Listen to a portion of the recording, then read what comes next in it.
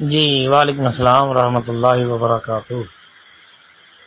محترم بھائی نے یہ پوچھا ہے کہ جب بندہ نیکی کا ارادہ کرتا ہے تو اس کو نیکی کا ثواب مل جاتا ہے یا لکھ دیا جاتا ہے؟ یہ ٹھیک ہے کہ جب بندہ نیکی کا ارادہ کرتا ہے تو اس کو اسی وقت نیکی کا جو ثواب اس کے نامہ اعمال میں لکھ دیا جاتا ہے ارادہ کرنے سے۔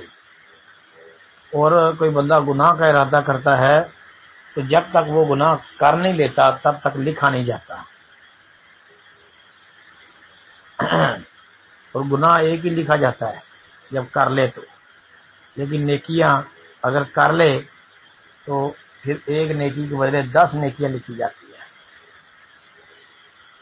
باقی یہ 6 گھنٹوں والی جو ہے کہ اس کو شاید توبہ کا موقع مل جائے، یہ روایت ابو داؤد وغیرہ کے اندر دیکھ لیں، شیخ البانی کی ابو داؤد دیکھ لیں۔ السلام علیکم ورحمۃ اللہ۔